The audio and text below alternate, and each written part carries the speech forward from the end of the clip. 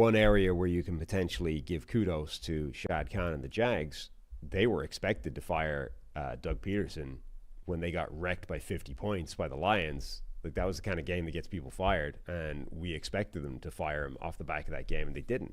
And he stayed there the whole season. And now they're not stuck with an interim head coach who won a few games at the end of the season and has got people rallying around him, and they're going, man, we kind of have to hire this guy now. They can go in this clean. So Doug Pederson wipe the slate. He's out. Trent Baalke. He's out in Jacksonville. Let's wipe the head coach slate clean, but keep the general manager in place. GM Trent Baalke's still there. Peterson's interesting, man, because the guy won a Super Bowl in 2017 with the Eagles. Yep. The beginning of his Jags tenure started slow. I think they started 3-8, and then they made their playoff push the second year there. Was it the second year? And it just kind of went south, right? Did they make the playoffs his first year there? Yeah, in 22. And then 23 and 24, it went south. I don't understand, because both times it felt like, the first time it felt like Doug Pederson was innovative in 2017 with the Eagles. He was one of the first coaches to be more aggressive on fourth down. That was a huge part of the Eagles Super Bowl run. And when he turns the Jags around, remember we talked about, at first it's like, just don't be Urban Meyer, and that's a huge win. He had to reshape the culture. You heard him talk about Trevor Lawrence and some of the other people there and how they had to completely change their mindset after that, one of the worst coaching efforts of all time in 2021 by Urban Meyer. And Pederson comes in, turns that around, and it fit from a narrative perspective. It took some time at the beginning of the season, then they made their playoff run. But 2023 was the opposite, where they were the number one seed somewhat late into the second half of the season, and then they collapsed and didn't make the playoffs, and they have not recovered since that point. So the last year and a half of the Jags has been pretty bad after it looked like Pederson had them going in the right direction. So that's the curious part about Pederson as the head coach, is that he had these runs where it's like, this is good, he's good, everything's moving in the right direction, and then it fell apart. So in Philadelphia it fell apart, and they moved on from him, and in Jacksonville they've moved on and it fell apart. I think part of it is that offensive scheme. Like, all of the people with that offensive scheme, with the exception of Andy Reid, have fallen foul of the league changing in recent years. Like, there was a period where, when RPOs first became a really big part of offenses. Like, RPO has been around for years. I mean, Brett Favre used to talk about them being package plays in the Green Bay offense, which is effectively just a modified version of the West Coast offense. Different kind of RPO, but yeah. It's the same thing, though. Like, we've modified them, but that's what they were. They were run plays where Brett Favre wanted to throw the backside slant. That's all it was. Like, it's exactly the same concept. We've just made them more complicated because we've realized, actually, this is a really smart way of taking advantage of defenses. Brett Favre was doing a rudimentary version. That's true. He was throwing with crayons back in the late 90s, right? It's the same idea. It's just 20 years ago.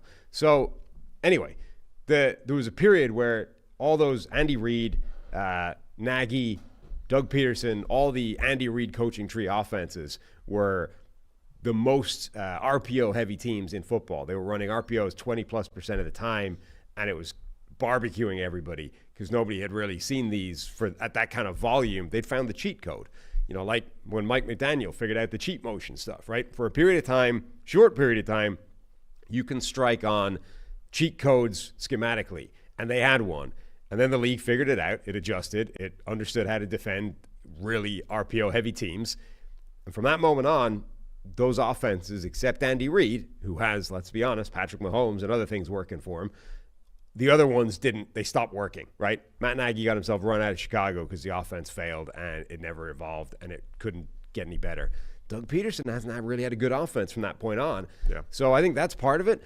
I also think Doug Pederson is one of these guys where when everything's going well, he's a great, players coach. It's all vibes. It's all great. Even just this year, you could see, like, when things are going badly, just the way he acts with the media and stuff. Like, I think he gets quite, I don't know that the way he reacts to that is particularly well or particularly useful internally from is he going to pull you out of this thing, or is he going to get spiky and confrontational and at least not help, if not make it actively worse when things are spiraling out of control? So I feel like, if we simplify the job into those two things, scheme hit a wall, personality, vibes, locker room culture, all those kinds of things, I don't know that he's helping when things start to go badly. So made sense. There were rumblings around the league that it wouldn't just be Pederson, that it would be a complete overhaul. But GM Trent Baalke is back. And well, I mean, as the 33rd, let me just give you the 33rd team tweet from a couple days ago to set up your response.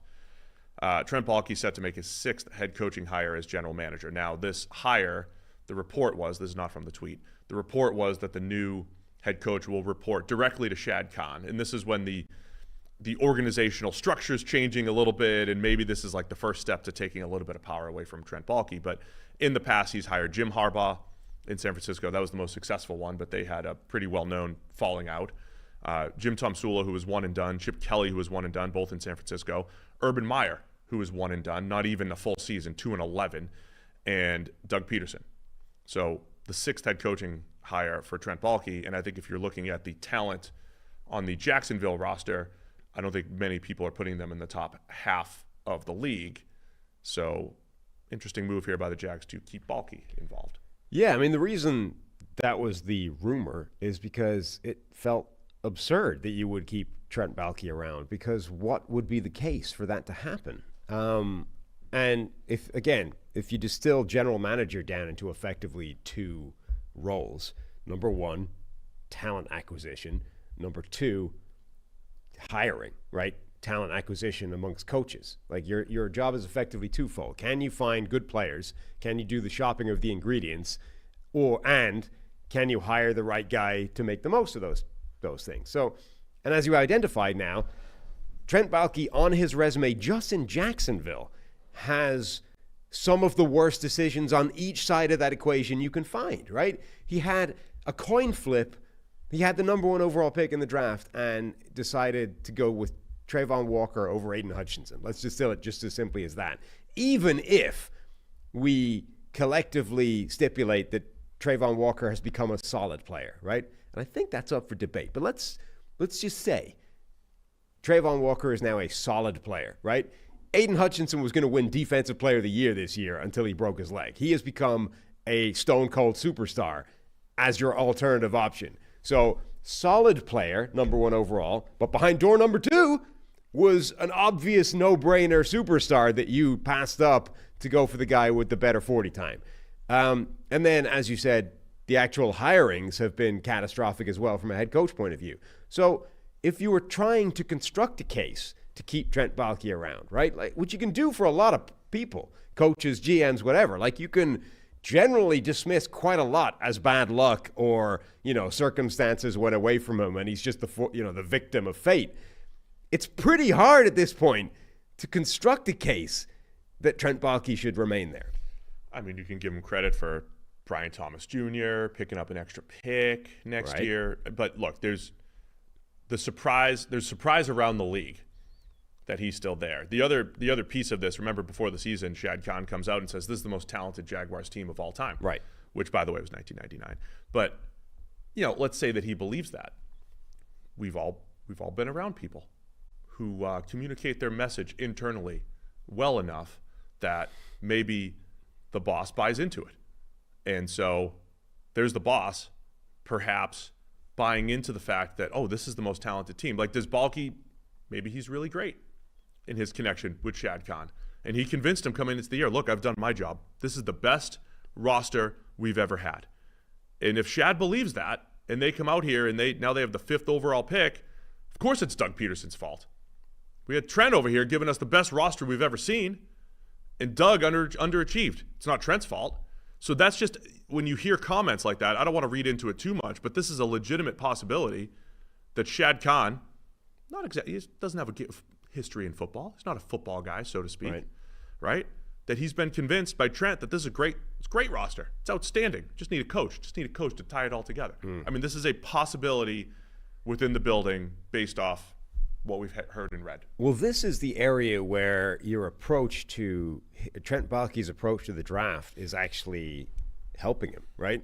So if your lone obsession in drafting players is I'm going to get the freakiest athletes, I'm going to get the superstars on paper, I'm going to win the underwear Olympics, right, with my group.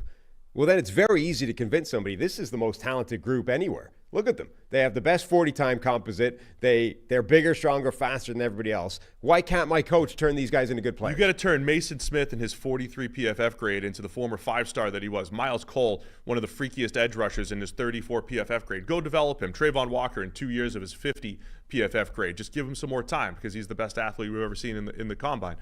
It's on the coach. Go develop these guys. I mean, it's sort of. It's slightly facetious, but I genuinely think like that's part of this, right? It's quite easy to convince somebody, particularly if they're not, really, really into football. It's quite easy to convince a guy like look at them. I have the data. I can show you how talented, quote unquote, these guys are. Travon Walker is literally the most physically talented athlete to ever enter the NFL. Why can't that guy? It's not my fault that he's not amazing right now. That's on coaching. Coach, he's putting him in the wrong position. Like if you're the guy having that conversation, I think it's very easy to make that case to an owner, and you can back it up with data. And that guy needs to be able to call that as bullshit. Here's the difficulty, man. 32 teams, 32 businesses. I say this all the time, but this feels like a risky strategy. You have what happened in Tennessee, which we're going to talk about in a second here. When you have a GM and a coach, different goals, different timelines for when they're hired and everything, that's where it's tough. If Trent Baalke is truly, if Shad Khan's answer is like, all right, I'll just have the head coach report to me. This is my first power play against Baalke. This isn't going to work. I'm telling you right now, it's just not going to work. Well, that's because we're going to sit here a year from now. Ben Johnson's the new Jags head coach, but they're going to get a new GM. Like you're wasting a year. If you're going to have a head coach and a GM incentivized differently, one's losing a little bit of power, the new guy's going to come in on a 5-year contract. You're just don't do it. Just bring in 2 guys at the same time. Two new GM, head coach, have them work together in lockstep and go from there. That's a really concerning development to me because it suggests that there's at least a part of him that's not buying everything Trent Baalke is saying, right? That's the only reason you would do that is if you believe maybe I'm not being given the complete accurate picture here. So I'm going to get the next guy to report just to me, and then I've got both sides of the story. It's like, okay, but that it only works if you have faith in all of it, right? If you're thinking that, then already you've lost enough faith in the guy giving you the story that you should probably be thinking about moving in a different direction anyway. So that is a concern.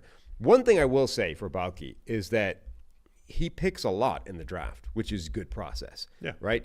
In the last 4 drafts, let's say he's had credit for 4 drafts. I think he was interim GM in 2020, so I'm not gonna put that draft class on him 100%. But if we give him the last 4 draft classes, he's picked 38 times in 4 draft classes. No, that's strategy. You start with 7 generally. That's pretty good, right? And it's not like the Jags are necessarily sellers in the free agent market that you get a ton of comp picks. So 38 times in 4 years is a lot of draft picks. The problem is, and 2 of those draft picks have been the number 1 overall pick. So the problem is you look at those 4 draft classes, like how many hits are we talking about, right? Brian Thomas Jr., obvious hit right now. The previous draft, I don't know that there's a clear one yet. Anton Harrison, maybe. Like Tank Bigsby looks good, but you give him Trevor Lawrence, obviously, even if that he was the guy that was going to go number 1 no matter what. Right. 2022, you would say Devin Lloyd, maybe their best player at linebacker. Travon Walker has become solid, but he was the number 1 overall pick. That's even if he is, that's a disappointment for the number 1 overall pick. Trevor Lawrence has been again solid. You've given him the giant contract, but he hasn't been generational, which is what he was supposed to be. You weren't going to do anything else. No other team, every team was going to take Trevor Lawrence. Yes, and so he doesn't get credit or blame for whatever Trevor Lawrence does. From that draft class, Tyson Campbell has had a really good season. He's also had seasons that weren't as good. Walker Little has become a starting left tackle since they got rid of Cam Robinson. But this is not a good return from 4 draft classes and 38 draft picks. So the best thing you can say about him right now is that he picks a lot in the draft, and that's generally quite sound process. But he undoes all of that by the players he picks in those draft spots. Like, there's no point. The whole point in maximizing draft picks is that you're going to play the percentages, but you're then undoing playing the percentages by taking Travon Walker number 1 overall when everybody else in the draft would have taken Aidan Hutchinson. Like that pick alone undoes as much playing the percentages as drafting 10 more times in 4 years. So now you're going to have third head coach for Trevor Lawrence, and it's an interesting hire here. And then just from a business perspective, the way the decisions are going down, who's still there and who's not. They are interviewing Robert Saleh apparently for their head coaching position. Yeah, I could see that. Yeah. I don't hate that. Ben Johnson, I think they have on the request. I mean, Ben Johnson, I think, is on everybody's request list. Thanks for watching all the way to the end of our video. For more great content, click here to subscribe and here to watch another video. We'll see you again soon.